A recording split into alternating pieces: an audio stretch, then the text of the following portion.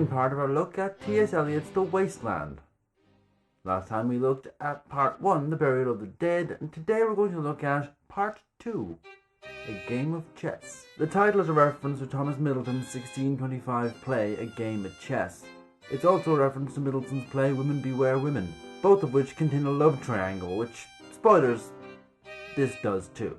Getting into some of the rumour mongering around Eliot's marriage, there are rumours that Vivian Haywood, Eliot's wife, was having an affair with Bertrand Russell, the mathematician, philosopher, and haver of amazing pipe game. I mean, look at that man. And if she wasn't having an affair with him, then possibly it was some sort of three-way thing between the lot of them. I find this quite hard to believe given the fact that Eliot was a very straight-laced man. Anyway, to the poem. The chair she sat in like a burnished throne glowed on the marble, where the glass held up by standards, wrought with fruited vines, from which a golden Cupidon peeped out. Another hid his eyes behind his wing. So we meet this woman, and she is sitting in a chair that Eliot compares to a burnished throne. This is a reference to Shakespeare's Antony and Cleopatra, where Cleopatra's barge is like a burnished throne upon the river. Fancy. So, in this woman's ornate room, there are two decorative cupids looking at her, but one is shy and retiring and therefore hiding its face, while the other is bold and outgoing. And reflected in her mirror is a seven-branched candelabra, a menorah, a symbol of enlightenment, and her perfume fills the air. These ascended in fattening the prolonged candle flames, flung their smoke into the laquiaria, stirring the pattern on the coffered ceiling. Basically, we have this juxtaposing image of a woman surrounded by ornate things, jewellery, fancy decoration, and then this symbol of enlightenment, this holy symbol behind her, which she is not really paying attention to. And this is blasphemous because in Exodus, it was forbidden to burn incense in the temple, which is what her room is. Eliot says she is drowning the sense in odours, calling back to the drowned Phoenician sailor. Basically, her room reeks of perfume. While the image is very potent, it's also a fire hazard. The laquiaria is a gold-panelled ceiling, and this is a reference to the Aeneid, where Dido, Queen of Carthage, put on this fancy banquet for her lover, Aeneas. And the smoke being flung up into the laquiaria could be a reference to Dido's funeral pyre. Dido killed herself after Aeneas was sent away. And from the Aeneid we move on to references to Ovid's Metamorphosis. Above the antique mantle was displayed, as though a window gave upon the sylvan scene, the change of Philomel by the barbarous king so rudely forced. Yet there the nightingale filled all the desert with inviolable voice, and still she cried, and still the world pursues, jug jug to dirty ears. Before we get to Ovid, actually, we have the sylvan scene, which is a reference to the temptation of Eve in Milton's Paradise Lost. Another really long poem, which I will never do a video series on. The change of Philomel is on the wall, and that is a reference to Ovid's Metamorphosis. Philomel was raped by King Terus, who then cut her tongue out to make sure she didn't talk. Although he hadn't counted on Philomel's mean tapestry skills, because she made a tapestry to tell people that the king had raped her. Naturally, she then got turned into a nightingale because ancient Greece. So this is a woman sitting by herself in an elaborate room decorated with references to love, desire, and sexual violence. And she is mostly content to just fill it with the smell of her perfume. Jug jug means, well, boobs. And to dirty ears, well, that means shame on you for thinking about boobs. This whole room is filled with all this imagery of violence and lust and sex, and really, people are just too busy with their own lives to really pay attention to all of this myriad of history going on around them. And so people are doomed to repeat the same mistakes because they can't learn from the past because they're ignoring it. Footsteps shuffled on the stair. Under the firelight, under the brush, her hair spread out in fiery points, glowed into words, then would be savagely still. While this woman is alone, there are footsteps outside, and this causes her hair to spread out in fiery points and spell words, which is incredibly surreal. The firelight could be a reference to Plato's cave. In Plato's cave, the people who lived down in the cave thought that the shadows they were seeing cast by the fire were real life, and only the people who could climb out of the cave could actually see reality. Which continues to kind of work on the theme of this woman is detached from history and from reality and more interested in her own desires and her own appearance. After that, we move to a conversation, a one-sided conversation, which is an argument. And it was actually suggested by Vivian herself. My nerves are bad tonight. Yes, bad. Stay with me. Speak to me.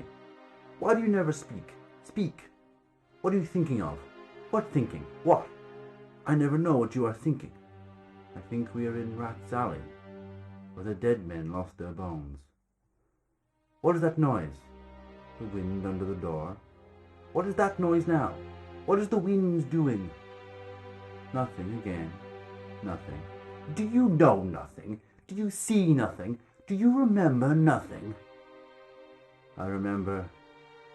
Those are pearls that were his eyes. Are you alive or not? Is there nothing in your head but oh, that Shakespearean rag? It's so elegant, so intelligent. What shall I do now? What shall I do?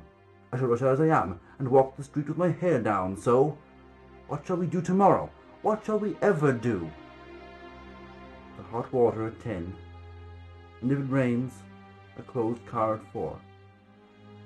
And we shall play a game of chess, pressing lidless eyes and waiting for a knock upon the door. This relationship is so dull that they're talking about what the wind is doing, and so they're rowing over nothing. But is it really nothing? Firstly, one of the speakers remembers those are pearls that were his eyes, a callback to Madame Sosostris from earlier. They also remember oh, that Shakespearean rag. The Shakespearean rag is a real song from 1912, and oh is a reference to Hamlet's death in the first folio of Hamlet. And if you scratch even deeper into the word nothing, you get more Shakespearean wordplay. Firstly, nothing could literally be nothing, or it could be they're bored. Or we could take it as nothing in the sense of early modern English, where nothing and nothing were homophones, so they sounded the same. So it could mean that they're overhearing something. Or to be more vulgar about it, no thing was early modern English slang for a vagina. So the speaker could be actually saying, do you just think about sex all the time? Is that all you ever think about? And the fact it's set up around a Shakespearean rag kind of winks at the fact that Eliot's taking bits and pieces of Shakespeare and Shakespearean English and some Shakespearean style wordplay and mushing it all together to make this section. Water comes up a lot in the wasteland, and it's either too hot or drowning or non-existent. And water is necessary for life. But nobody in the wasteland seems to be able to get necessary thirst-quenching water. They all must be really thirsty. I know I am. And then they shall play a game of chess, pressing lidless eyes and waiting for a knock upon the door. This image brings us back to sexual violence again, because in a game of chess, a rape happens while a game of chess is being played. I don't think that this necessarily suggests a rape, but I think what it does suggest is that these characters are not in a healthy sexual relationship. Either way, I think it is another example of unhealthy, possibly toxic relationships in the wasteland. When Nill's husband got demobbed, I didn't mince my words. I said to her myself, Hurry up, please, it's time. Now Albert's coming back. Make yourself a bit smart. He'll want to know what you've done with that money he gave you to get yourself some teeth. He did, I was there. You have 'em all out, Lil, and get a nice set. He said, I swear I can't bear to look at you. And no more can't I said. And think of poor Albert. He's been in the army 4 years. He wants a good time. If you don't give it him, as others will, I said. Oh, is there, she said. Something of that, I said. I don't know who to thank, she said. And give me a straight look. Hurry up, please, it's time. If you don't like it, you can get on with it, I said. Others can pick and choose if you can't. But if Albert makes off, it won't be for lack of telling. You ought to be ashamed, I said, to look so antique, and her only 31. I can't help it, she said, pulling a long face. It's them pills I took to bring it off, she said. She's had 5 already. Nearly died of young George. Chemist said it'll be all right, but it could have been the same. You are a proper fool, I said. Well, if Albert won't leave you alone, there it is, I said. What do you get married for if you don't want children? Hurry up, please, it's time. Well, that Sunday Albert was home. They had a hot gammon. They asked Bean's dinner to get the beauty of it up. Hurry up, please, it's time. Hurry up, please, it's time. Good night, Bill. Good night, Lou. Good night, May. Good night. Ta-ta. Good night. Good night, ladies. Good night, sweet ladies. Good night. Good night. What we've got here is a rather rude cockney woman talking in a pub about her friend Lil. And it's rather straightforward. Lil's husband Albert is coming home from the war, and Lil has been given money to fix herself up. Because Albert is coming home and he wants a good time, he'll want a sexually attractive woman to come home to. But Lil isn't that enthusiastic about the whole thing. While this conversation is going on, her friend seems to be kind of suggesting that, if Albert wants some, well, I'm here, I'll do it if you don't wanna. Overstepping a mark, but... And throughout the entire section, the publican is yelling, hurry up please, it's time. And this actually puts a lot of tension into the scene. Will she fix herself up? Will she get smart for Albert? Lil is described as looking antique. She has bad teeth. She's only 31, but she's not looking great. And the reason for that, it turns out that she's taken some pills. She's had 5 kids, but she's aborted 1. And she's still suffering the effects of it.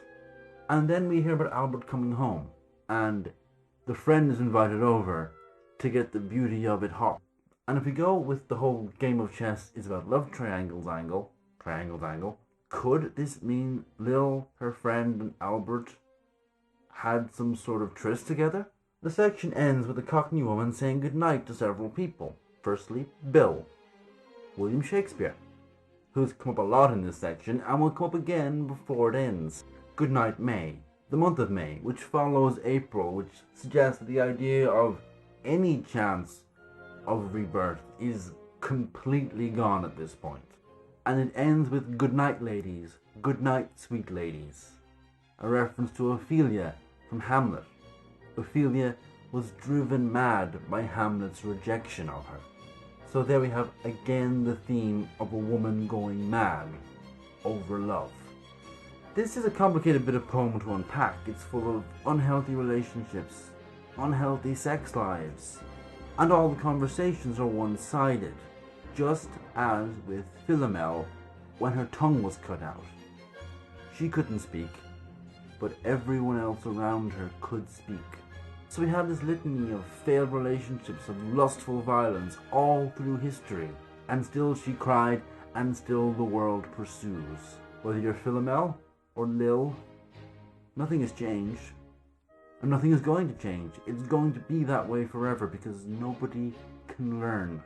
Because everyone is too attached to what is going on in front of them to pay attention to what's already happened. Well, that's it for a game of chess. Next time, the fire sermon.